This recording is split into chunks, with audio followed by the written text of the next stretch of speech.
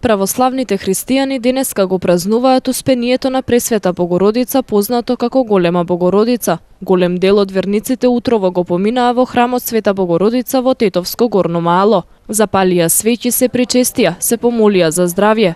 Овој празник го слави успението, воскресението и прославувањето на Пресвета Богородица и незиното преселување во Царството Божјо, во полнотата на незиното духовно и телесно постоење.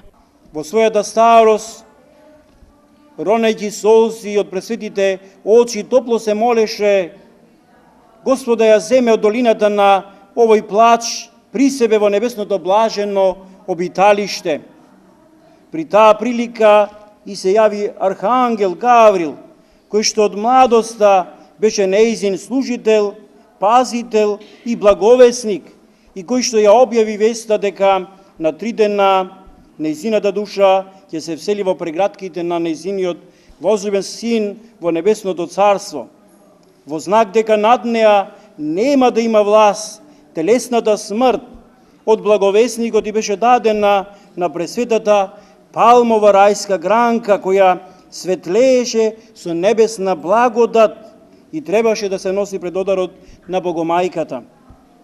Со неискажлива радост таа ја прими веста за скорото заминување од овој во на небесниот преблажен живот и тоа го соопшти на својот посинок, светиот апостол Јован, и во домот во кој Богомајката живееше се исполни со божествена сила, а нејзиното лице, кое што беше сечесно и до тогаш, сега засветли со благодат, светна повеќе од лицето на Мојсеја, кога говорил со Бога на планината Синај.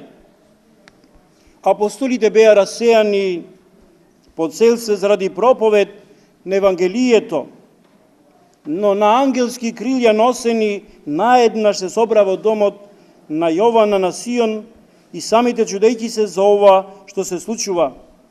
Со голема радост се исполни душата на Пречистата Богородица, кога ги виде апостолите собрани, тоа откако ги охрабри и утеши, мирно го предаде својот дух во рацете на својот син и Спасителот Бог.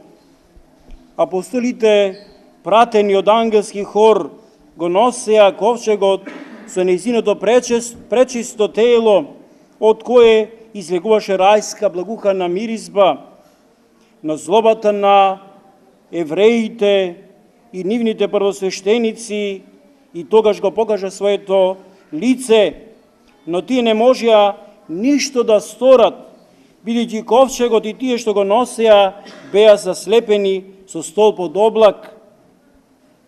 Во желба да го преврти ковчегот на пресветата пречиста Богомајка, еден еврејски свештеник по име Атоние се беше фатил за ковчегот, но во истиот момент ангел од небото му ги отсече двете раце и тие остана да висат на ковчегот.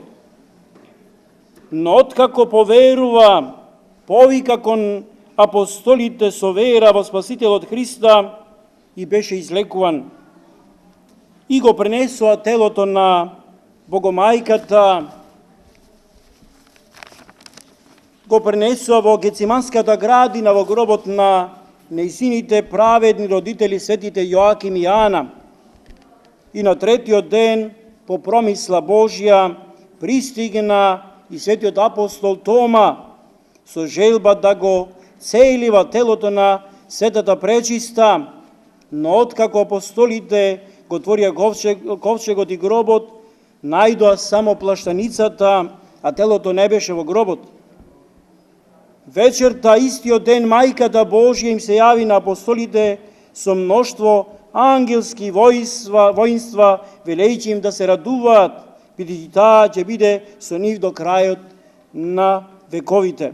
Затоа сега се молиме на Пресветата Богомајка.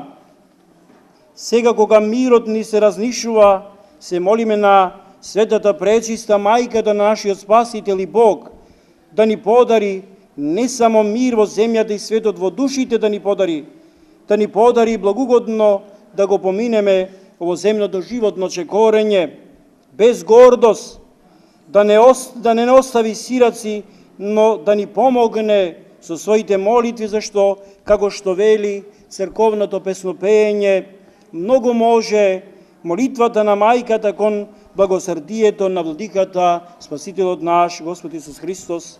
Амин.